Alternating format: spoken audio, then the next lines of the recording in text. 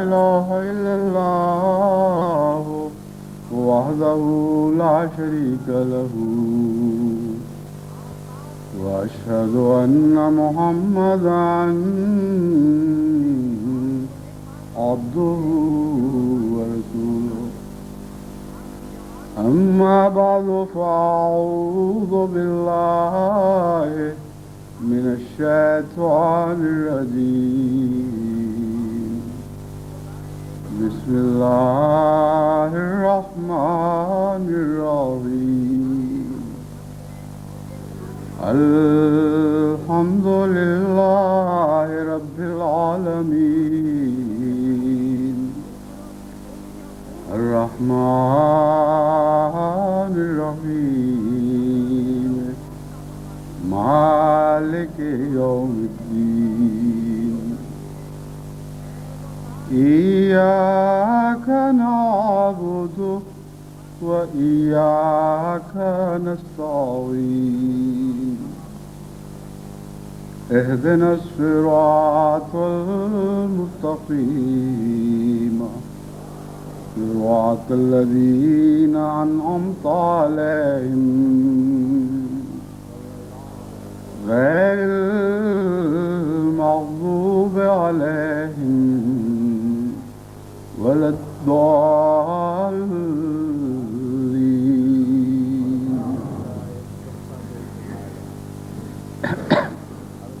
اللہ تعالیٰ کے فضل سے ہر جمعہ بابرکت ہوتا ہے، لیکن یہ جمعہ جو آج کا جمعہ ہے بطور خاص جماعت احمدیہ عالمگیر کے لیے بہت برکتیں لے کر آیا ہے، کیونکہ یہ وہ پہلا جمعہ ہے جو اس وقت دنیا کے 4 بر اعظموں میں براہ راست دیکھا اور سنا جا رہا ہے. یعنی اس جمعے کا یہ خطبہ میری مراد ہے، اس وقت دنیا کے 4 بر اعظموں میں دیکھا اور سنا جا رہا ہے. پاکستان میں جماعتیں بڑی دیر سے محرومی کی شکایت کرتی تھیں کہ خطبات کے براہ راست سننے سے محروم ہو چکی ہیں.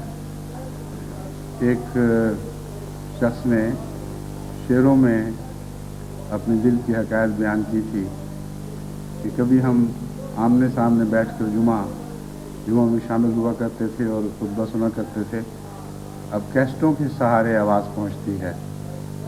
تو اللہ تعالیٰ نے خدا تعالیٰ کے اپنے فضل کے ساتھ جماعت کی اس گیریا اوزاری کو سن لیا، اور اس وقت پاکستان میں ہزارہ لوگ، جن کی تعداد ہو سکتا ہے 1 لاکھ کے لگ بھگ ہو، براہ راست مجھے دیکھ بھی رہے ہیں، میری آواز بھی سن رہے ہیں.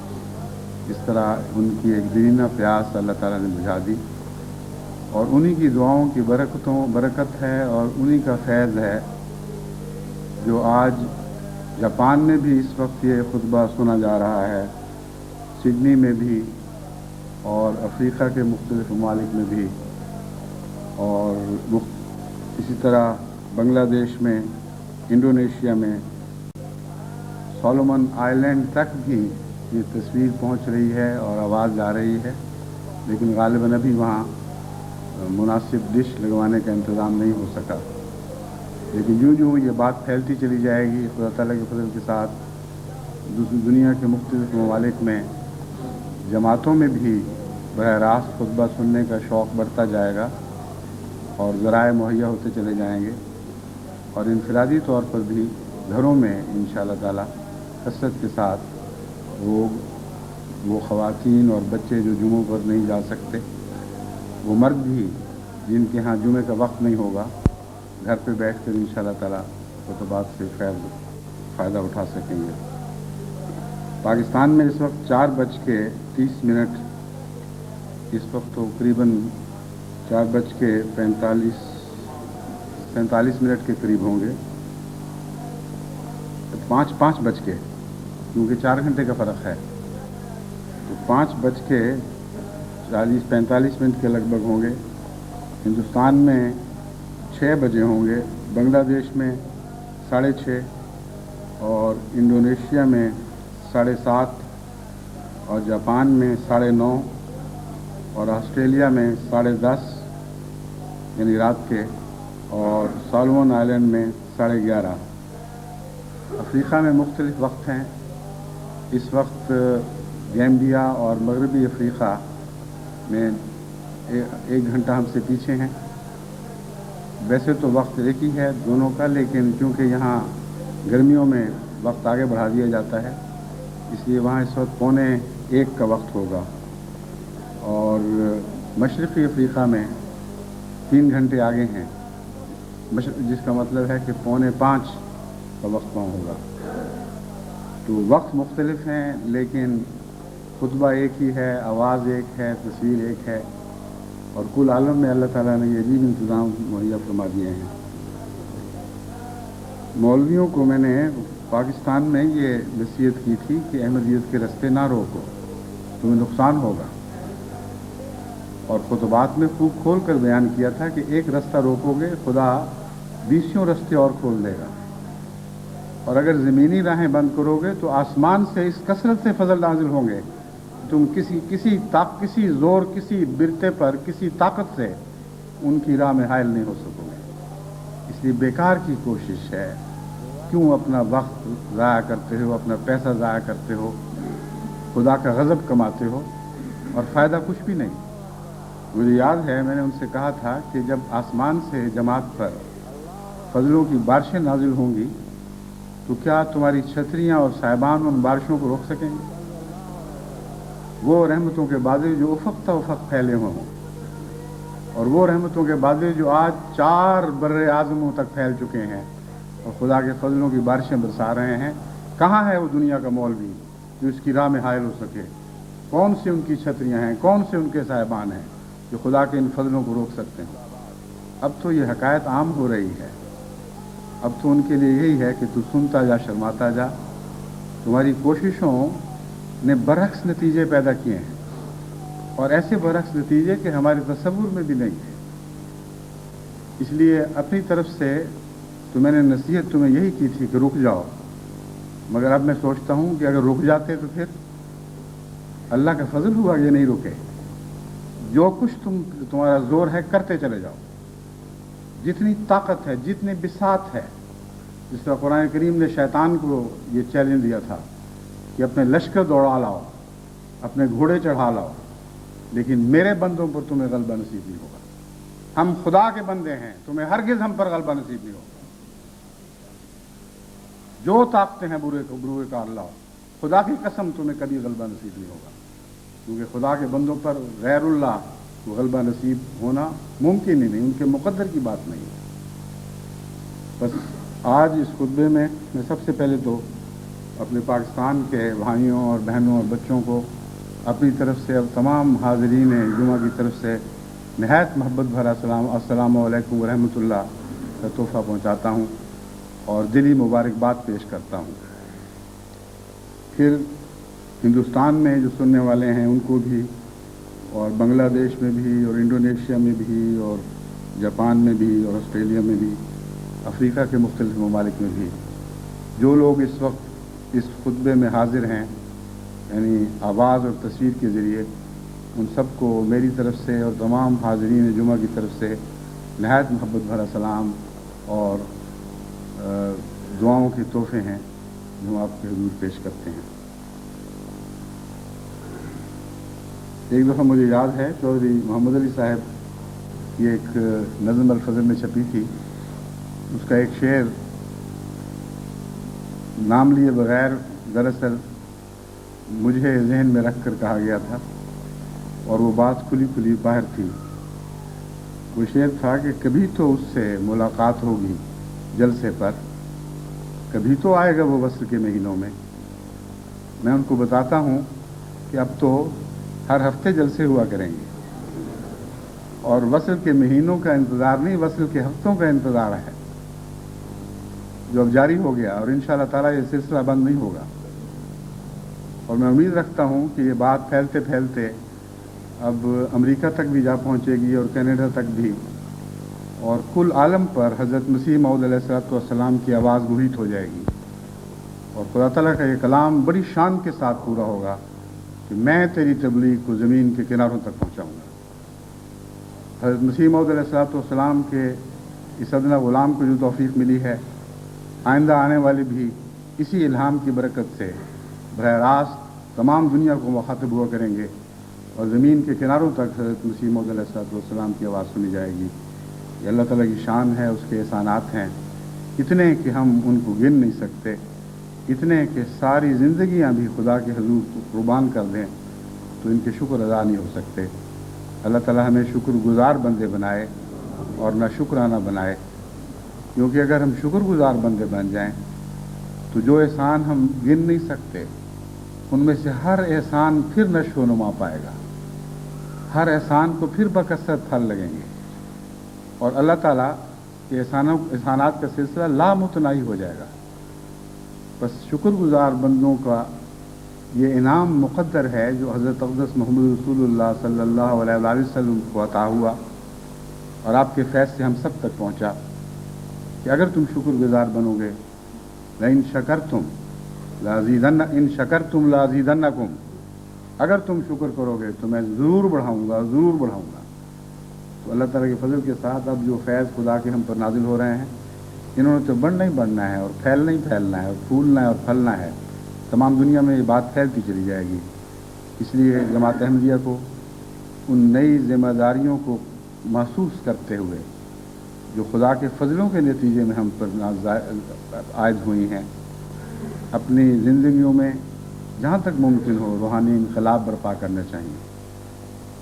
यही वजह है कि मैंने तबत्तुल इल्लाह का मज़मून बयान करना शुरू किया और जमात को ये समझाने की कोशिश की कि जब तक गैरुल्लाह से कट कर खुदा के नहीं हो जाते या गैरुल्लाह से कटने का सिलसिला शुरू नहीं कर देते, उस वक्त तक हकीकत में हमारे सारे काम खुदा नहीं बनाएगा। कुछ काम ऐसे होंगे जिनमें हम खुदा की बजाय दुनिया की तरफ देख रहे होंगे, वो काम तो खुदा नहीं बनाएगा। खुदा तो वही काम बनाया करता है जिन पर तमाम तर तवक्कुल और इन्हिसार इंसान खुदा की ज़ात ही पर करे। बस तबत्तुल का ये माना है कि दुनिया से अपनी उम्मीदें, अपनी हिर्सें, अपने खौफ, अपनी सब तमें काट लो और सिर्फ खुदा ही पर तवक्कुल करो, उसी के हो जाओ और फिर देखो कि तुम्हारे सारे काम अल्लाह ताला खुद अपने फजल से बनाएगा, तुम्हारे सारे बोझ उठाएगा, तुम्हारी सारी मुश्किलात दूर फरमाएगा, तुम खुदा की आवाज़ बन जाओगे, तुम्हारी हरकत खुदा की हरकत हो जाएगी, तुम खुदा के वो नुमाइंदा बन जाओगे जिसका गालिबाना मुक़द्दर है और कोई दुनिया की ताकत इस तकदीर को टाल नहीं सकेगी। ये वो मज़मून है जिसकी तफसीलात में जाकर मैं ये बयान कर रहा हूँ आज पिछले 2 खुतबों से कि सबसे बड़ा बुत जो तबत्तुल की राह में हायल होता है, यानी दुनिया से कट कर खुदा का हो जाने की राह में जो बुत हायल होता है वो झूठ का बुत है। सबसे ज़्यादा इबादत दुनिया में झूठ की हो रही है। वो कौमें जो खुदा की कौमें कहलाती हैं, वो अहले मज़ाहिब जो खुदा पर ईमान रखते हैं, जिनकी मज़ाहिब की बुनियादें इल्हाम पर मबनी हैं, यानी इल्हाम के ज़रिए वो बुनियादें कायम हुई, उन मज़ाहिब के मानने वालों की भारी अक्सरियत, इतनी बड़ी भारी अक्सरियत कि बाज़ दफ़ा यूँ लगता है कि चिराग लेकर भी ढूंढो तो इस अक्सरियत में इस्तिस्ना नहीं मिलेगा, झूठ की इबादत करती है। उनका ओढ़ना बिछौना झूठ, उनकी उम्मीदें झूठ से वाबस्ता, खौफ में निजात झूठ से हासिल करने की कोशिश करते हैं, हर बात में झूठ की तमा है जो उनका सहारा बनती है। तो अगर नाम खुदा का ले रहे हों और सजदे बुतों को कर रहे हों तो खुदा ऐसा नादान तो नहीं कि उन सजदों को जो बुतों को किए जा रहे हैं कबूल फरमा लेगा। अल्लाह ताला तो फरमाता है कि जब तुम जानवर ज़िबा करते हो जबकि खुदा के सिवा किसी और नाम पर, तो वो गोश्त और वो कुर्बानियाँ खुदा को बहरहाल नहीं पहुँचती, वो दुनिया के लिए हैं, दुनिया के लिए ज़ाया हो जाती हैं। बस बाज़ लोग जो खुदा को मद्देनज़र रख कर भी बज़ाहिर खुदा के लिए अपनी इबादतें वक्फ करते हैं, उनकी नमाज़ों का उठना बैठना खुदा के लिए होता होगा और वो भी बज़ाहिर उनका गिरजों में जाकर سروسز میں شامل ہونا بھی خدا کی خاطر بظاہر ہوتا ہوگا، ان کا دوسرے عبادت گاہوں میں جا کر خدا کے سامنے سر جھکانا بھی بظاہر خدا کے لیے ہوگا، لیکن مساجد سے باہر آنے کے بعد جب ساری زندگیاں غیر اللہ کے لیے وقف ہو جائیں تو اللہ تعالیٰ کی غیرت اس تھوڑی سی عبادت کو کبھی قبول نہیں کرے گی جو اس کے لیے الگ کی گئی ہو۔ لیکن جب میں نے بظاہر کا لفظ استعمال کیا تو عمدن میں نے ایسا کیا، کیونکہ وہ لوگ جو موحد ہیں ان کی بھی عبادتیں اکثر خدا کے لیے نہیں ہوتی، اور ان کے خیالات ان کو عبادتوں میں گھیر لیتے ہیں، ان کے فکر دامنگیر ہو جاتے ہیں، کئی قسم کے جن ہیں جو ان کو چمٹ جاتے ہیں، اور عبادت کا اکثر حصہ بغیر مغز کے رہ جاتا ہے۔ تو جب موحدین کا یہ حال ہے تو جو موحد نہیں ہیں، جو سراسر شرک کی عبادت کرتے ہیں، ان کا اندازہ کریں کہ ان کا کیا حال ہوگا۔ اس لیے ضروری ہے کہ جماعت احمدیہ اپنے حال سے پہلے خود واقف ہو۔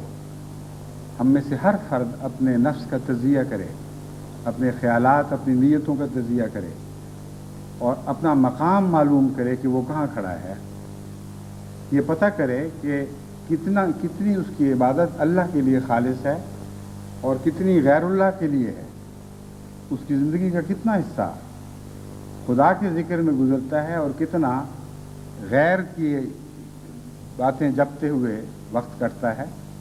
یہ ظاہری جپنا مراد نہیں، مراد یہ ہے کہ خیالات اگر غیر سے چمٹے ہوئے ہوں تو نام خدا کا بھی لیا جا رہا ہو تو دراصل وہ غیر ہی کا لیا جاتا ہے۔ ہم نے ایسے تسبیح کرنے والے بھی دیکھے ہیں جو انگلیوں سے تسبیح خدا کی کر رہے ہوتے ہیں اور زبان سے گندی گالیاں دے رہے ہوتے ہیں، جھگڑے کر رہے ہوتے ہیں، نفسانی خیالات میں مبتلا ہوتے ہیں۔ تو اللہ تعالیٰ ظاہر کو نہیں دیکھتا، وہ حقیقت پر نظر رکھتا ہے۔ یہ معلوم کرنے کے لیے کہ خدا کی کس حقیقت پر نظر ہے، آپ کی اپنی نظر اسی حقیقت پر ہونی چاہیے، ورنہ آپ کی نگاہ اور خدا کی نگاہ کے فیصلے مختلف ہوں گے۔ اس لیے اس تفریقوں کو دور کریں۔ جب تک آپ کی نظر سچی نہیں ہوتی، آپ اپنی ذات کا خدا کی نظر سے مطالعہ کر ہی نہیں سکتے۔ آپ کو علم ہو ہی نہیں سکتا کہ اللہ کے نزدیک آپ کا کیا مقام ہے۔ بس اسی وجہ سے میں نے تفصیل میں جا کر بتانا شروع کیا کہ جھوٹ کا بت ہے، سب سے بڑا بت جو عبادت کے خالص ہونے کی راہ میں حائل ہے، اس کو توڑو، اور اس کو توڑو تو اکثر بت ٹوٹ جائیں گے۔ لیکن اور بھی ہیں جن کا ذکر قرآن کریم میں ملتا ہے، جن کی تفاصیل احادیث میں بیان ہوئی ہیں۔ انشاءاللہ وقتاً فوقتاً ان میں سے ایک موضوع کو لے کر میں آپ کے سامنے کھول کر یہ باتیں پیش کروں گا۔ اس وقت جھوٹ کے مضمون کے سلسلے میں یہ تیسرا خطبہ ہے۔ آپ کو یاد ہوگا پچھلے خطبے میں نے یہ بیان کیا تھا کہ وہ قومیں جو جھوٹی ہیں ان کی اقتصادیات میں برکت نہیں ہے، اور صرف یہ فرد کا معاملہ نہیں، جھوٹ قوموں کے رزق کو چھین لیتا ہے، اور بظاہر انسان جھوٹ کو رب بنا رہا ہوتا ہے، لیکن حقیقت میں یہ ایسا ظالم رب ہے، ایسا دھوکے باز رب ہے کہ ایک ہاتھ سے کچھ دیتا ہے تو دوسرے ہاتھ سے اس سے بہت زیادہ واپس لے جاتا ہے۔ چنانچہ میں نے اس کی مثالیں دی۔ یہاں دیندار یا غیر دیندار کا فرق نہیں ہے، وہ قومیں جو سچی ہیں ان کے رزق میں ضرور برکت پڑتی ہے۔ چنانچہ مشرق بعید کی قوموں کی مثال آپ کے سامنے رکھی، جاپان کی مثال سامنے رکھی کہ وہ خدا کو بھی نہیں مانتے، یعنی بھاری اکثریت نہیں مانتی، لیکن سچ بولتے ہیں، اور اللہ تعالیٰ کے فضل سے جہاں جہاں جن قوموں میں سچ بولا جا رہا ہے وہاں رزق میں بہت برکت ہے۔ تو ہمارے تیسرے دنیا کے ممالک کو بھی اس سے نصیحت پکڑنی چاہیے۔ اس خطبے کے بعد یہ حدیث میرے سامنے آئی جس میں یہ مضمون بھی بیان ہوا ہے۔ حضرت اقدس محمد مصطفیٰ صلی اللہ علیہ وآلہ وسلم نے فرمایا، اور یہ حضرت ابو ہریرہ کی روایت ہے، کہ والدین سے نیک سلوک عمر کو بڑھاتا ہے، جھوٹ رزق کو کم کرتا ہے، اور دعا قضاء و قدر کو بدل دیتی ہے۔ 3 باتوں میں انسانی زندگی کے سارے مسائل حل ہو گئے۔ انسان اپنی عمر اور صحت کے لیے کتنی کوششیں کرتا ہے، اور یہ نقطہ بیان فرمایا کہ والدین سے نیک سلوک عمر کو بڑھاتا ہے۔ ہمارے ہاں بہت سے والدین ہیں جو بچوں کی شکایت اگر زبان پر نہیں لاتے تو دل میں ضرور رکھتے ہیں، اور بڑے محروم ہیں وہ بچے جو ماں باپ کی خدمت کی عمر کو پہنچتے ہوں، یا جب خدمت کی توفیق ملے ماں باپ زندہ ہوں اور پھر ان کی خدمت نہ کر سکیں۔ تو یہ نصیحت بھی ضمناً آپ کے سامنے ہے کہ اگر آپ اپنی عمر اور صحت اور اپنے بچوں کی عمر اور صحت کے خواہاں ہوں تو اپنے ماں باپ کی جس حد تک توفیق کو خدمت کریں۔ جھوٹ رزق کو کم کرتا ہے، بڑھاتا نہیں ہے، یہ بات بہرحال سچی ہے۔ اس لیے جھوٹ کے ذریعے رزق کمانے والوں کے لیے یہ انذار ہے، یہ وعید ہے۔ اب وہ سمجھتے ہیں کہ رزق ان کا بڑھ رہا ہے، لیکن نہ انفرادی طور پر بالآخر جھوٹ کے سے کمائے ہوئے رزق میں برکت رہتی ہے، نہ قومی طور پر برکت رہتی ہے، اور پھر دعا قضاء و قدر کو بدل دیتی ہے۔ یہ عجیب نقطہ ہے۔ حضرت مسیح موعود علیہ الصلوۃ والسلام نے یہی بات بیان فرمائی ہے، غیر ممکن کو یہ ممکن سے بدل دیتی ہے۔ اے میرے فلسفیوں، زور دعا دیکھو تو قضاء و قدر کے خلاف انسان کی کوئی تدبیر کام نہیں کر سکتی۔ اسی کو غیر ممکن کہا جاتا ہے۔ جب قضا فیصلہ دے دیتی ہے تو اس کو ٹالنا ناممکن ہو جاتا ہے۔ مگر حضرت مسیح موعود علیہ الصلوۃ والسلام نے حضرت اقدس محمد رسول اللہ صلی اللہ علیہ وآلہ وسلم ہی کے مدرسے میں تعلیم پائی، آپ ہی کی حکمت کی باتیں آگے پہنچائیں۔ چنانچہ یہ بات بھی حضور صلی اللہ علیہ وآلہ وسلم ہی کا بیان فرمودہ نقطہ ہے کہ قضاء و قدر کو دعا بدل سکتی ہے۔ بس جس شخص کو قضاء و قدر پر کمندیں ڈالنے کا اختیار حاصل ہو جائے، اس سے بڑھ کر اس کو کیا چاہیے؟ اور یہ کمندیں دعا کی کمندیں ہیں جو عرش الہی تک پہنچتی ہیں اور آسمان کے کنگروں پر پیوستہ ہو کر خدا تعالیٰ کی تقدیر کو جنبش دیتی ہے، اور جب آسمان پر تقدیر جنبش میں آتی ہے تو زمین کی تقدیریں اس کے تابع کام کرتی ہیں، ان کی مجال نہیں کہ ان سے الگ کوئی رستہ اختیار کر سکیں۔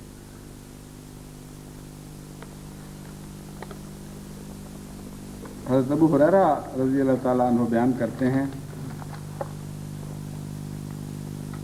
کہ حضرت صلی اللہ علیہ وآلہ وسلم نے فرمایا کہ بدظنی سے بچو، کیونکہ بدظنی سخت قسم کا جھوٹ ہے۔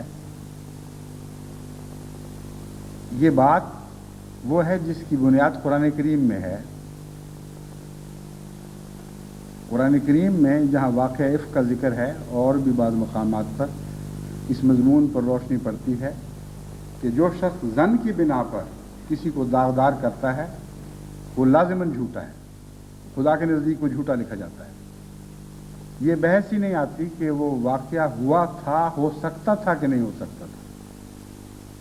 ظن کے ذریعے کسی کو متہم کرنے کا خدا نے کسی بندے کو حق نہیں دیا، اور دنیا کے اکثر فساد بدظنی کے ذریعے ہوتے ہیں۔ تو یہ بھی حضرت رسول اکرم صلی اللہ علیہ وآلہ وسلم کی لطیف نظر تھی جو اس بات تک پہنچی، اور یہ خدا ہمارے سامنے کھول دیا۔ ورنہ قرآن کریم ہم بھی پڑھتے ہیں، عام پڑھنے والوں کو یہ خیال نہیں آتا کہ اصل مراد کیا ہے۔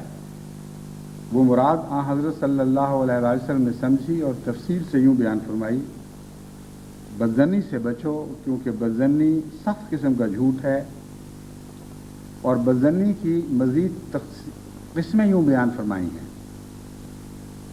ایک دوسرے کی عیب کی ٹوہ میں نہ رہو، اپنے بھائی کے خلاف تجسس نہ کرو۔ اب یہ عجیب لطیف کلام ہے کہ بظاہر بدظنی اور تجسس دو الگ الگ چیزیں ہیں، لیکن حضرت اقدس محمد صلی اللہ علیہ وآلہ وسلم کی عارفانہ نظر اس بات کو پا گئی کہ اگر پہلے بدظنی نہ ہو تو تجسس کا بچہ پیدا ہی نہیں ہو سکتا۔ تجسس اور دوسرے کی عیب کی تلاش کرنا یہ ایک ایسا اقدام ہے جس سے پہلے بدظنی ضروری ہے۔ جس پر آپ نیک ظنی کرتے ہیں، کبھی اس کا بھی تجسس کیا ہے، کبھی اس کے عیب بھی تلاش کیے ہیں؟ اس کے برعکس بات ہوتی ہے، جس کے ساتھ محبت ہو، جس کے ساتھ پیار ہو، جس پر انسان حسن ظن کرتا ہو، اس کی برائی دکھائی نہیں دے تو انسان آنکھیں بند کرتا ہے۔ منہ پھیر لیتا ہے، امکان نظر آئے، احتمال کسی بات کا نظر آئے تو 100 دوسرے بہانے ڈھونڈتا ہے اس بات کو نہ ماننے کے، کہ یہ بھی تو ہو سکتا ہے، یہ بھی تو ہو سکتا ہے۔ بس حضرت صلی اللہ علیہ وآلہ وسلم نے جھوٹ کی یہ قسم بھی بیان فرما کر ہم پر بے حد احسان فرمایا کہ بظنی ایک بہت بڑا جھوٹ ہے، اس سے بچو، اگر اس سے بچو گے تو معاشرہ تمہارے شر سے بچ جائے گا اور معاشرہ امن میں آ جائے گا۔ اپنے بھائی کے خلاف تجسس نہ کرو، اچھی چیز ہتھیانے کی حرص نہ کرو، حسد نہ کرو، دشمنی نہ رکھو، بے رخی نہ برتو۔ اب یہ بظاہر ساری چیزیں الگ الگ ہیں، لیکن ان کی بنیاد ایک ہی بات میں ہے کہ کسی شخص سے محبت کی بجائے نفرت ہونا، کسی شخص سے پیار کے تعلق کی بجائے اجنبیت کا تعلق یا دوری کا تعلق یا دشمنی کا تعلق ہونا۔ قرآن کریم نے اس مضمون کو بیان کرتے ہوئے ایسے لوگوں کا حال بیان کیا ہے کہ جب مسلمانوں کو کوئی فتح ملتی ہے اور ان کو غنیمت ہاتھ آتی ہے تو ان کو بہت تکلیف پہنچتی ہے، اور اس تکلیف کا اظہار اس طرح کرتے ہیں کاش ہم بھی وہاں ہوتے تو ہم بھی حصہ پاتے، اور جب ان کو کوئی تکلیف پہنچتی ہے تو کہتے ہیں شکر ہے ہم وہاں نہیں تھے ورنہ ہمیں بھی تکلیف پہنچ جاتی۔ تو دراصل بنیادی طور پر یہ تعلیم دی جا رہی ہے کہ ایک دوسرے سے تعلق قائم کرو، ایک دوسرے کا بھائی بننے کی کوشش کرو۔ مومن اخوہ ہوتے ہیں ایک دوسرے کے، اور جو شخص سمجھتا ہے کہ یہ مومن میرے بھائی ہیں، اگر یہ سمجھنے کے باوجود یہ باتیں اس میں پائی جاتی ہیں تو اس کا بھائی ہونے کا تصور جھوٹا ہے۔ یہ علامتیں ہیں بیماریوں کی جو دلوں میں پوشیدہ ہیں، اور ان علامتوں کو ظاہر و باہر کر کے حضرت اقدس محمد رسول اللہ صلی اللہ علیہ وآلہ وسلم نے ان بیماریوں کو پہچاننے کا ایک عظیم نسخہ ہمیں عطا فرما دیا۔ اب دیکھ لیجئے، جو بدظنی کرتا ہے وہ جس سے پیار ہو، محبت ہو، اس پہ بدظنی نہیں کیا کرتا۔ جو کسی کے عیب جوئی کرتا ہے، برائیوں کی تلاش میں رہتا ہے، اگر محبت اور پیار ہو کبھی ایسا نہیں کر سکتا۔ اچھی چیز ہتھیانے کے لیے اپنے پیارے سے متعلق خیال ہی پیدا نہیں ہو سکتا۔ جتنا پیار بڑھے اتنا دل یہ چاہتا ہے کہ جو چیز مجھے اچھی ملی ہے میں اس کو دے دوں، اور جو چیز اچھی خود نصیب ہو رہی ہو اور اپنے پیارے کے پاس نہ ہو، وہ بعض دفعہ وہ اچھی چیز بری لگنے لگ جاتی ہے، اسے انسان کو خوشی کی بجائے تکلیف ہونے لگتی ہے۔ حضرت عائشہ صدیقہ رضی اللہ تعالیٰ عنہ کے متعلق روایت ہے کہ جب حضور صلی اللہ علیہ وسلم کے وصال کے بعد باہر سے اعلیٰ قسم کی چکیاں آئیں اور بہت ہی عمدہ آٹا پہلی دفعہ جب ان چکیوں سے نکلا تو حضرت عائشہ صدیقہ کے حضور پیش کیا گیا، کیونکہ رسول اللہ علیہ وسلم کی اس وقت نمائندہ تھیں۔ جب آپ نے اس آٹے کی بنی ہوئی روٹی کا پہلا لقمہ منہ میں ڈالا، بے اختیار آنکھوں سے آنسو جاری ہو گئے۔ آپ کی خادمہ نے عرض کیا کہ یہ تو اتنا اچھا آٹا ہے، اس سے لطف اٹھانے کی بجائے آپ رو کیوں رہی ہیں؟ انہوں نے کہا کہ میرا آقا، میرا محبوب جو زندہ تھا اس وقت یہ آٹا میسر نہیں تھا، جنگ احد میں آپ کے دان شہید ہوئے، وہ موٹا جھوٹا آٹا جو ہم بنایا کرتے تھے، اس وہ دانتوں کے میں اس کے ٹکڑے، بعض دفعہ گندم کے ٹکڑے وغیرہ، یہ جو کے ٹکڑے آ جاتے تھے اور تکلیف پہنچتی تھی، اس لیے یہ آٹا میرے لیے راحت کا نہیں غم کا موجب ہے۔ یہ محبت کی نشانی ہے، یہ پیار کی سچی علامت ہے۔ بس جس بھائی سے پیار ہو اس کی چیز کی طرف لالچ کی نظر انسان ڈال ہی نہیں سکتا۔ اگر اپنے بھائی کی طرف آپ لالچ کی اچھی چیزوں کی طرف آپ لالچ کی نظر ڈالتے ہیں تو یہ تھرمامیٹر حضرت محمد رسول اللہ صلی اللہ علیہ وسلم نے ہمیں ہمارے ہاتھوں میں تھما دیا ہے، اس میں اپنا ٹیمپریچر دیکھ سکتے ہیں۔ یہ محبت کا ٹیمپریچر ظاہر نہیں کرے گا، نفرت کا ٹیمپریچر ظاہر کرے گا۔ فرمایا حرص نہ کرو، اچھی چیز ہتھیانے کی حرص نہ کرو، حسد نہ کرو، اور مضمون کھلتا چلا جا رہا ہے، دشمنی نہ کرو۔ پھر فرمایا بے رخی نہ برتو۔ پہلے تو مضمون آگے بڑھ رہا تھا، اب اس کا ایک اور کنارہ پیش فرما دیا کہ دراصل جب تم اپنے کسی بھائی سے بے رخی کرتے ہو تو وہاں بھی محبت کا فقدان ہے جو آگے پھر ان سب چیزوں میں تبدیل ہو سکتا ہے۔ تبھی انبیاء کو خدا تعالیٰ نے یہ اپنے دشمنوں کو یہ جواب سمجھایا کہ جن کو تمہاری آنکھیں حقیر اور گھٹیا جانتی ہیں میں ان سے وہ سلوک نہیں کر سکتا، کیونکہ انہوں نے خدا کی خاطر مجھے قبول کیا، اس لیے مجھے ان سے محبت اور پیار ہے۔ بس خدا کی خاطر ایمان لانے والوں کے لیے یہ بحث ہی نہیں رہتی کہ کوئی کس قوم سے تعلق رکھتا ہے، کس طبقے سے تعلق رکھتا ہے، امیر ہے کہ غریب ہے، کس حال میں ہے، اس سے بے رخی نہیں برت سکتا۔ حضرت صلی اللہ علیہ وآلہ وسلم ایک دفعہ ایک غیر مسلم سردار سے محو گفتگو تھے، اور اس وقت ایک نابینا مسلمان آپ کی خدمت میں حاضر ہوئے۔ اس نے بات میں دخل دینا شروع کر دیا۔ اب یہ بات میں دخل دینا اخلاق سے گری ہوئی بات ہے، لیکن حضرت صلی اللہ علیہ وآلہ وسلم نے اس خیال سے کہ چونکہ نو مسلم غیر مسلم ہدایت کی باتیں سننے آ رہا ہے، اس پر برا اثر نہ پڑے، آپ کو سمجھانا بھی چاہا، لیکن دل میں یہ بھی خیال تھا کہ اس غریب کی دل شکنی ہوگی۔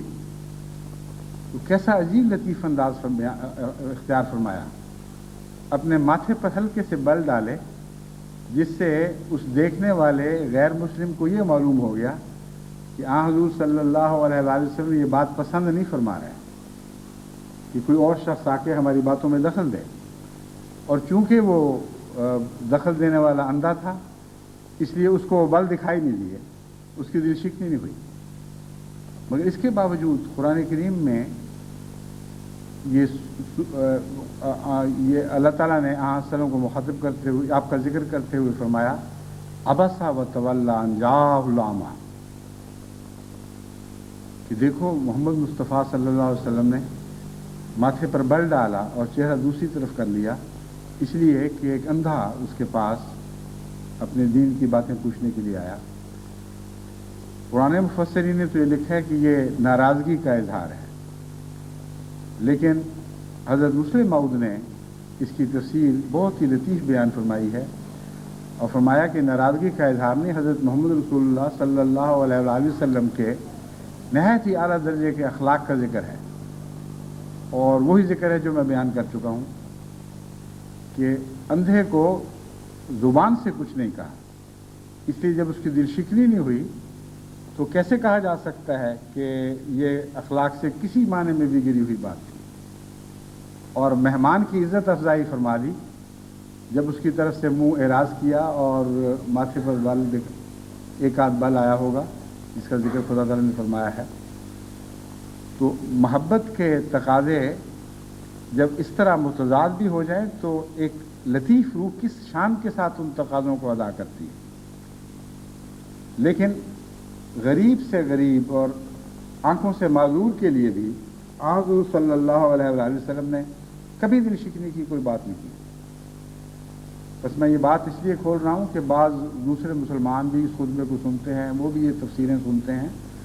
یہ غلط الزام ہے رسول اکرم صلی اللہ علیہ وسلم پر کہ آپ پر ناراضگی کے اظہار کے طور پر خدا تعالیٰ نے یہ واقعہ بیان فرمایا ہے۔ آپ نے تو کوئی اخلاق سے گری ہوئی، ذرا سی گری ہوئی بات بھی نہیں کی، بلکہ نہایت اعلیٰ درجے کے اخلاق کا اظہار فرمایا جب اپنے غریب غلام کی دلداری فرمائی اور اس کی دل شکنی سے اعراض کرتے ہوئے آنے والے مہمان کی عزت افزائی بھی فرما دی، اور اس باریک پل صراط سے بغیر لڑکھڑائے ہوئے گزر گئے۔ تو محبت کے تقاضے بعض دفعہ متضاد بھی ہوں تو ذہین اور لطیف انسان، لطیف جذبات اور لطیف فکر کا مالک انسان ان سب تقاضوں کو بیک وقت پورا کر سکتا ہے، اور اللہ تعالیٰ نصرت فرماتا ہے۔ لیکن کجا یہ کہ ایک انسان دوسروں سے بے رخی برتنے کا عادی ہو، بعض دفعہ یہ چیز بڑی بڑی ٹھوکروں کا مجھے بن جاتی ہے۔ مجھے ایک صاحب نے خط لکھا کہ فلاں बड़ा आदमी, उसको तो बड़े आदमी से कुछ ज़्यादा ही मुतअस्सिर था बेचारा, लेकिन मैं मिसाल के तौर पर जिक्र कर रहा हूँ, हर बात में उसकी तारीफ नहीं कर रहा। फलां बड़े आदमी को मैं रब्बा लेके गया और वहाँ फलां साहब मस्जिद में बातें कर रहे थे और मैं उनके पास जाके खड़ा हो गया और उनको पता ही नहीं कि कितना बड़ा आदमी है गोया के, और वो अपनी बातों में मसरूफ़ रहे। तो वाक़या ये है कि एराज में ये बात भी दरअसल दाखिल है। जब कोई शख्स किसी के पास पहुँचता है, हाँ इंसान बातों में मसरूफ़ हो, कुछ ना कुछ उसकी तरफ इल्तिफात चाहिए, कुछ ना कुछ इशारे से ही अर्ज़ कर दे आदमी कि मैं अभी फ़ारुग़ होता हूँ, या अस्सलाम वालेकुम कह के बात करके फिर इजाज़त लेकर दूसरी बातों में मसरूफ़ हो जाए। तो जमात अहमदिया को बहुत आला अखलाक का नमूना दिखाना चाहिए। और ये जो हुज़ूर अकरम सल्लल्लाहु अलैहि वसल्लम ने फरमाया बेरुखी न बरतो, इससे आप बचेंगे तो इससे बाद की चीज़ों से भी बच जाएंगे। ये पहला ठोकर का कदम है जिससे आप पहचान सकते हैं कि आपके दिल में कोई रिया, कोई झूठ, कोई गैर के लिए मोहब्बत की कमी तो नहीं है। और इस तरह आप अपने नफ्स के अंदरूने की बारीक बातों से भी आगाह हो सकते हैं। फिर हज़रत सल्लल्लाहु अलैहि वसल्लम फरमाते हैं एक और रंग में इसी मज़मून को बयान करते हुए, जिस तरह उसने हुक्म दिया है अल्लाह के बंदे और भाई भाई बनकर रहो, जैसा खुदा ने हुक्म दिया है। मुसलमान दूसरे मुसलमान का भाई है और वो उसको जुल्म नहीं करता, उसे रुसवा नहीं करता, उसे हकीर नहीं जानता। अपने सीने की तरफ इशारा करते हुए आपने फरमाया तक़वा यहाँ है, तक़वा यहाँ है। बयान करने वाले की ये तशरीह है, यानी मकाम तक़वा दिल है। ये भी मज़मून दुरुस्त हो सकता है, मगर मैं तो इस मज़मून को इस तरह देख रहा हूँ कि हज़रत अक़दस मोहम्मद मुस्तफ़ा सल्लल्लाहु अलैहि वसल्लम का दिल तक़वा की आमाजगाह है। अगर किसी ने तक़वा से आशनाई हासिल करनी है तो उस दिल से आशनाई हासिल करे। तक़वा के अंदाज सीखने हैं तो मोहम्मद मुस्तफ़ा सल्लल्लाहु अलैहि वसल्लम के दिल की धड़कनों से वो अंदाज सीखे। तो तक़वा यहाँ है, तक़वा यहाँ है, 100% दुरुस्त बात है कि मोहम्मद मुस्तफ़ा के दिल ही का तक़वा था जो बाद में लाखों करोड़ों दिलों का तक़वा बन गया। और हज़रत मसीह मौऊद अलैहिस्सलाम जो फरमाते हैं ई चश्मे रवां के बखल के खुदा दे हम या कतरे से बाहर कमाल मोहम्मद अस, तो वाक़यतन एक कतरा समंदर बन जाया करता है। और सारी दुनिया में आज से उस ज़माने से लेकर आज तक 1400 साल से कुछ ज़्यादा अरसा हो गया, करोड़ों अरबों मुसलमानों को जो तक़वा की तौफीक मिली, थोड़ी या बहुत, वो उसी दिल से फूटा था जिसकी तरफ उस वक्त हज़रत अक़दस मोहम्मद मुस्तफ़ा सल्लल्लाहु अलैहि वसल्लम की उंगली इशारा कर रही थी और फरमा रहे थे तक़वा यहाँ है, तक़वा यहाँ है, तक़वा यहाँ है। बस हमें उस दिल से तक़वा सीखना चाहिए और उस दिल की अदाओं से आशनाई के बगैर हम उस दिल से तक़वा कैसे सीखेंगे। तो सीरत हज़रत मोहम्मद मुस्तफ़ा सल्लल्लाहु अलैहि वसल्लम का ख़ुसूसन उन हिस्सों के मुताले का ज़ौक़ पैदा करना चाहिए और जुस्तजू के साथ वो मुताला करना चाहिए, जहाँ हुज़ूर सल्लल्लाहु अलैहि वसल्लम मुख्तलिफ़ ताल्लुक़ात की आज़माइशों में अपनी सीरत के जलवे दिखाते रहे। वो आज़माइशों के वक्त हैं जो हम सब पर आते हैं, लेकिन हम में से कितने हैं जो उन आज़माइशों पर उस तरह पूरा उतरते हैं जैसे हुज़ूर सल्लल्लाहु अलैहि वसल्लम उन आज़माइशों पर पूरा उतरे। बस अगर तक़वा सीखना है तो हुज़ूर अकरम सल्लल्लाहु अलैहि वसल्लम की ज़िंदगी के हालात पर गहरी नज़र डालना और महज सीरत का सरसरी मुताला ना करना बल्कि गहरी नज़र से उस दिल में डूब कर उतर कर आपकी सीरत का मुताला करना ज़रूरी है। हज़रत सल्लल्लाहु अलैहि वसल्लम के मुतल्लिक़ जो बातें आप सुनते हैं वो एक आम इंसान की बातें नहीं हैं, इसलिए जब आप वो बातें सुनते हैं तो सती हुस्न से मुतसर होकर वहीं बात ना छोड़ दिया करें। एक इंसान बाग से गुजरता है, फूलों का रंग देखता है, खुशबू भी सूंघता है, उसने भी ज़रूर उस बाग से कुछ फैज़ पाया, لیکن ایک شہد کی مکھی ہے جو اس کے دل میں اترتی ہے، اس کا رس چوستی ہے، اس کا فیض کچھ اور رنگ رکھتا ہے۔ بس آن حضرت صلی اللہ علیہ وآلہ وسلم کی سیرت میں بہت گہرائی ہے، اور بڑی محبت اور پیار کے ساتھ اس دل میں اتر کر تقویٰ کا رس لینے کی کوشش کریں جو حضرت محمد مصطفیٰ صلی اللہ علیہ وسلم کے سینے میں دھڑکتا تھا۔ فرمایا ایک انسان کے لیے یہی برائی کافی ہے کہ وہ اپنے مسلمان بھائی کی تحقیر کرے۔ ہر مسلمان کی 3 چیزیں دوسرے مسلمان پر حرام ہیں: اس کا خون، اس کی آبرو، اس کا مال۔ اکثر مسلمان ممالک میں تو اب خون بھی حلال ہو گیا ہے، اور دوسری 2 چیزیں تو پہلی حلال تھیں۔ بدنصیبی یہ ہے کہ پاکستان میں شاید اس وقت دوسرے تمام مسلمان ممالک کی نسبت بھائی کا خون زیادہ ارزاں ہو چکا ہے۔ بھائی کا تو اور معاملہ ہے، ہمیشہ ہر روز ایسی اندوہناک خبریں پڑھنے کو ملتی ہیں کہ کسی نے اپنی ماں کو قتل کر دیا، اپنے باپ کو قتل کر دیا، اپنی بہن کو قتل کر دیا، اپنی بیوی بچوں کو قتل کر دیا، اور روزمرہ کا دستور بن چکا ہے کہ ذرا سی ادنا سی ناراضگی پر انسانی خون لے لیا جائے، اور چھوٹی چھوٹی بات پر یہ دھمکی دینا کہ ہم تمہاری جان لے لیں گے۔ کوئی خدا کا خوف باقی نہیں رہا۔ اس کا آغاز آن حضور فرماتے ہیں بے رخی سے ہوا تھا۔ جب سوسائٹی میں ایک دوسرے سے بے رخی پیدا ہو جائے تو جو سفر اختیار کرتی ہے سوسائٹی، یہ اس کی آخری منزل ہے۔ تو بے رخی کو معمولی نہ سمجھیں۔ جب آپ کے پاس کوئی آتا ہے اس کی عزت افزائی کریں، اگر وقت نہ بھی ہو تو کچھ جہاں تک ممکن ہے اس نے سلوک کے ذریعے اس کے دل میں یہ بات جاگزی کرنے کی کوشش کریں کہ آپ اس سے برتر نہیں ہیں، آپ اس کی خاطر چاہتے ہیں، اس کے لیے کچھ کرنا چاہتے ہیں، لیکن وقت کی مجبوری ہے۔ اگر اس بنیاد پر آپ قائم ہو جائیں تو پھر اگلی خیر کی عمارت لازماً تعمیر ہوگی، اور شر کے ہر پہلو سے آپ بچتے چلے جائیں گے۔ لیکن یہاں اگر غلط پتھر رکھا گیا اور بے رخی کے اوپر آپ کے اخلاق کی تعمیر ہوئی تو اس کی بالائی منزلوں پر پھر خون لکھا ہوا ہے۔ اس منزل تک پہنچنا پھر لازماً ایک وقت کی بات ہے۔ کچھ عرصے کے بعد جو قومیں اس نصیحت سے بے اعتنائی کرتی ہیں وہ اس منزل تک بھی پہنچ جایا کرتی ہیں۔ 3 چیزیں میں دوبارہ بتاتا ہوں حرام ہیں: مسلمان کا خون، اس کی آبرو اور اس کا مال۔ آبرو تو اتنی حلال ہو چکی ہے کہ راستہ چلتے ایک دوسرے کی سروں سے ٹوپیاں اچھالی جاتی ہیں، بے عزتیاں کی جاتی ہیں، سخت کلامی کی جاتی ہے، گندی گالیاں دی جاتی ہیں۔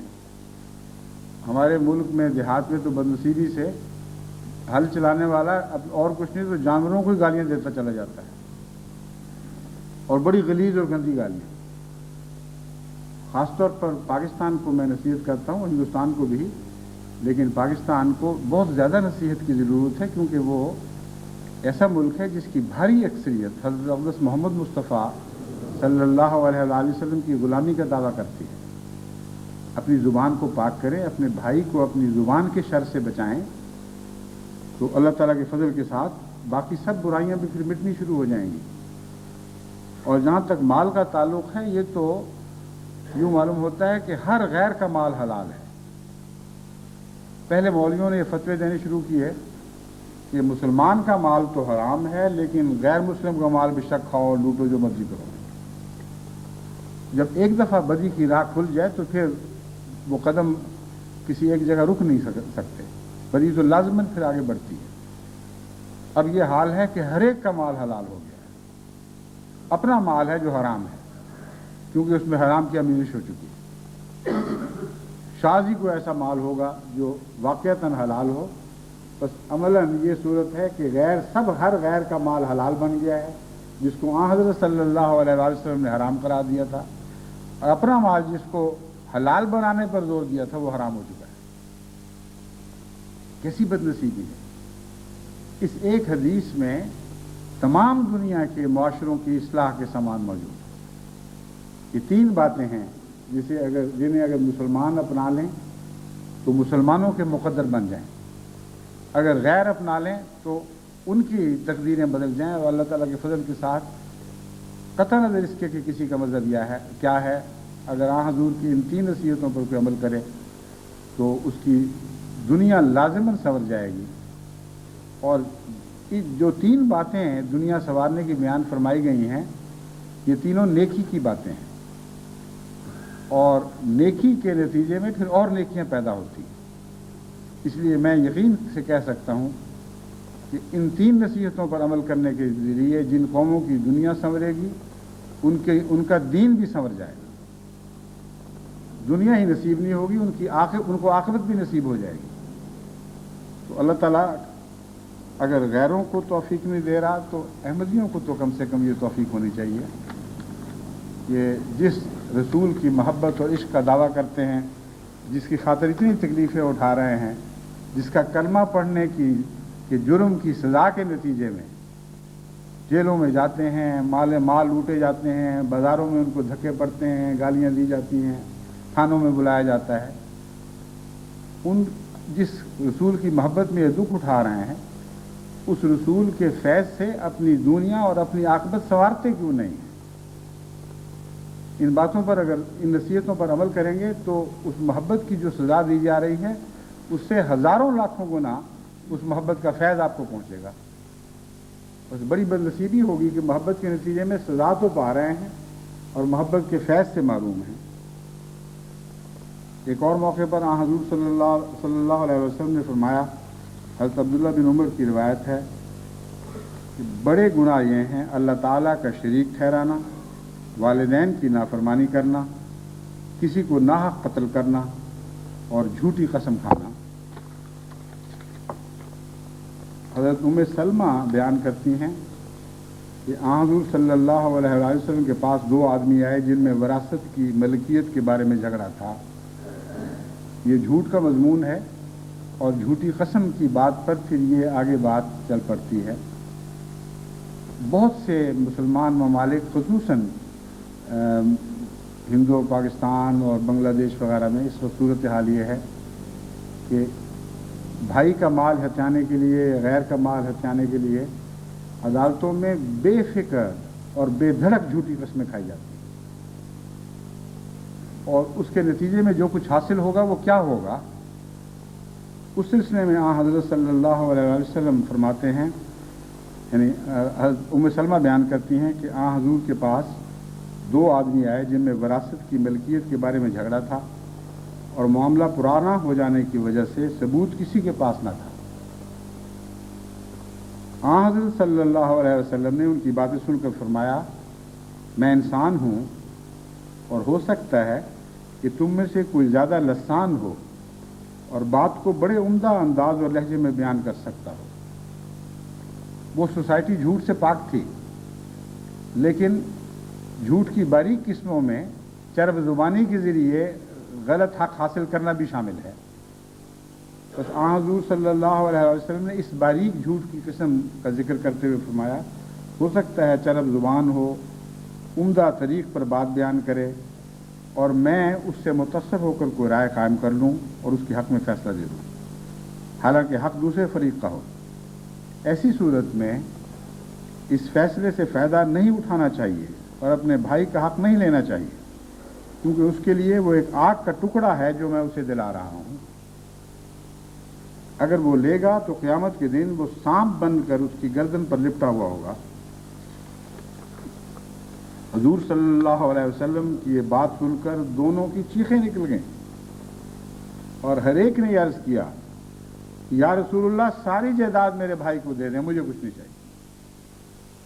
कितना आला दर्जे का ईमान था, कैसा यकीन था, कैसी मोहब्बत थी हज़रत मोहम्मद रसूलुल्लाह सल्लल्लाहु अलैहि वसल्लम, कितना कामिल यकीन था उन वईद पर जो हज़ूर सल्लल्लाहु अलैहि वसल्लम की ज़ुबान पर जारी हुआ करते थे कि क़यामत के दिन ये तुम्हें मिलेगा। कितने हमारे क़ज़िये हैं, किस आसानी से निपट जाएं अगर इस हदीस पर इंसान निगाह रखे और अपने मामलात क़ज़ा में पेश करते हुए वाज़े झूठ तो दरकिनार, अदना से चरफ ज़ुबानी के ज़रिए भी गैर का हक़ लेने से इज्तनाब किया जाए।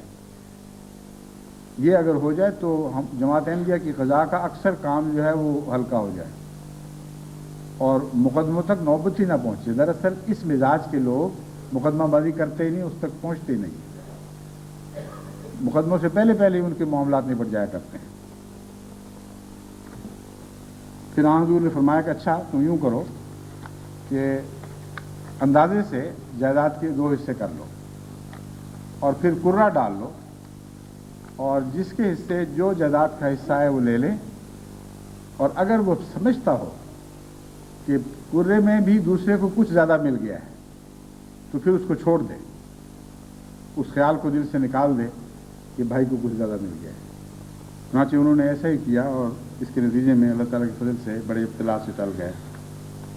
अब मैं हज़रत मसीह मौऊद अलैहिस्सलाम का एक इक़्तिबास आपके सामने पेश करता हूँ। फरमाया, आज दुनिया की हालत बहुत नाजुक हो गई है। जिस पहलू और रंग से देखो झूठे गवाह बनाए जाते हैं। झूठे मुकदमा करना तो बात ही कुछ नहीं, झूठे असनाद बना लिए जाते हैं। ये आज से 100 साल पहले की बात है। अब अंदाज़ा करें कि उस ज़माने में जबकि मुकाबलतन झूठ बहुत ही कम था, हज़रत मसीह मौऊद अलैहिस्सलाम को झूठ से कैसी कराहत थी कि वो थोड़ा सा झूठ भी जो दिखाई देता था उससे तबीयत को घिन आती थी और यूँ लगता था कि हर तरफ झूठ फैल रहा है। आज के ज़माने में जो हाल हो चुका है वो तो नाकाबिल बर्दाश्त है। यही बातें 100 गुना बढ़ा लें तो आज की हालत ये है। फरमाते हैं, कोई अमर बयान करेंगे तो सच का पहलू बचा कर बोलेंगे। कैसा प्यारा कलाम है, सच का पहलू बचा कर बोलेंगे। तरज ऐसी इख्तियार करेंगे कि सच का पता न लग जाए। जो सच बोलने वाले भी हैं वो सच से दामन बचाकर इस रंग में बयान कर देंगे कि सच की तरफ कोई बात इशारा ना कर जाए। अब कोई इन लोगों से जो इस सिलसिले की ज़रूरत नहीं समझते पूछे कि क्या यही वो दीन था जो हज़रत सल्लल्लाहु अलैहि वसल्लम लेकर आए थे। आप तो वो दीन लेकर आए थे जिसका मैंने अभी उस हदीस में जिक्र किया है, लेकिन आज अमलन क्या हो रहा है। हज़रत मसीह मौऊद अलैहिस्सलाम फरमाते हैं, पूछे उनसे कोई, क्या यही वो दीन था जो हज़ूर सल्लल्लाहु अलैहि वसल्लम लेकर आए थे। अल्लाह ताला ने तो झूठ को नजासत कहा था, उससे परहेज़ करो। फज्तनिबुर रिज्सा मिनल औसान वज्तनिबू कौल ज़ूर। बुत परस्ती के साथ इस झूठ को मिलाया है, यानी खुदा ताला ने बुत परस्ती के साथ झूठ को मिलाया है। जैसा अहमक इंसान अल्लाह ताला को छोड़कर पत्थर की तरफ सर झुकाता है, वैसे ही सिद्क और रास्ती को छोड़कर अपने मतलब के लिए झूठ को बुत बनाता है। यही वजह है कि अल्लाह ताला ने इसको बुत परस्ती के साथ मिलाया और इससे निस्बत दी। जैसे एक बुत परस्त बुत से निजात चाहता है, झूठ बोलने वाला भी यानी बुत के ज़रिए से निजात चाहता है, ये मुराद है। जैसा कि एक बुत परस्त बुत से निजात चाहता है, झूठ बोलने वाला भी अपनी तरफ से बुत बनाता है और समझता है कि इस बुत के ज़रिए निजात हो जाएगी। कैसी खराबी आकर पड़ी है। अगर कहा जावे कि ये क्यों बुत परस्ती करते हो, इस निजात को छोड़ दो, तो कहते हैं क्यों कर छोड़ दें, इसके बगैर गुजारा नहीं हो सकता। आज आप किसी जगह ये बात करके देख लें, हमेशा यही जवाब मिलेगा, ठीक है दुनिया में रहना है, गुजारा इसके बगैर हो नहीं, मजबूरी। यानी अपने माबूद के बगैर कैसे गुजारा हो सकता है। जिसने झूठ को माबूद बना लिया हो वो इस बात में तो सच्चा है कि उसका उस बुत के बगैर गुजारा नहीं हो सकता। लेकिन इस बात में झूठा है कि अंजाम कार वो उसके किसी काम आएगा। झूठ का बुत हमेशा दगा करता है, अंजाम कार जरूर नुकसान पहुंचाता है। फरमाया, इससे बढ़कर और क्या बदकिस्मती होगी कि झूठ पर अपना मदार समझते हैं, मगर मैं तुम्हें यकीन दिलाता हूं कि आखिर सच ही कामयाब होता है और भलाई और फतह इसी की है। खुदा तुम्हें नेमत वही और इल्हाम और मुकालमात और मुखातबात इलाहिया से हरगिज़ महरूम नहीं रखेगा। वो तुम पर वो सब नेमतें पूरी करेगा जो पहलों को दी गईं। लेकिन जो शख्स गुस्ताखी की राह से खुदा पर झूठ बांधेगा اور کہے گا کہ خدا کی وحی میرے پر نازل ہوئی حالانکہ نہیں نازل ہوئی، اور یا کہے گا کہ مجھے شرف مکالمات اور مخاطبات الہیہ کا نصیب ہوا حالانکہ نصیب نہیں ہوا، تو میں خدا اور اس کے ملائکہ کو گواہ رکھ کر کہتا ہوں کہ وہ ہلاک کیا جائے گا، کیونکہ اس نے اپنے خالق پر جھوٹ باندھا۔ بس وہ لوگ جو خدا کی مخلوق پر جھوٹ باندھتے ہیں اور اس سے باک نہیں کرتے، بالآخر ان کی زبانیں کھلتی ہیں، انہی میں سے وہ بدنصیب پیدا ہوتے ہیں جو خدا پر جھوٹ باندھنے لگتے ہیں۔ اور وہ لوگ جو خدا کے سچوں پر جھوٹ باندھتے ہیں وہ بھی دراصل خدا پر جھوٹ باندھتے ہیں، کیونکہ خدا کے پاک بندوں پر جھوٹ باندھنا بھی ایسا ہی ہے جیسے خدا پر جھوٹ باندھا گیا ہو۔ اللہ تعالیٰ ہماری قوم کو، احمدیوں کو خصوصیت کے ساتھ، مگر تمام مسلمانان عالم کو، بلکہ تمام دنیا کو جھوٹ کی نجاست اور جھوٹ کی خود پرستی سے نجات بخشے۔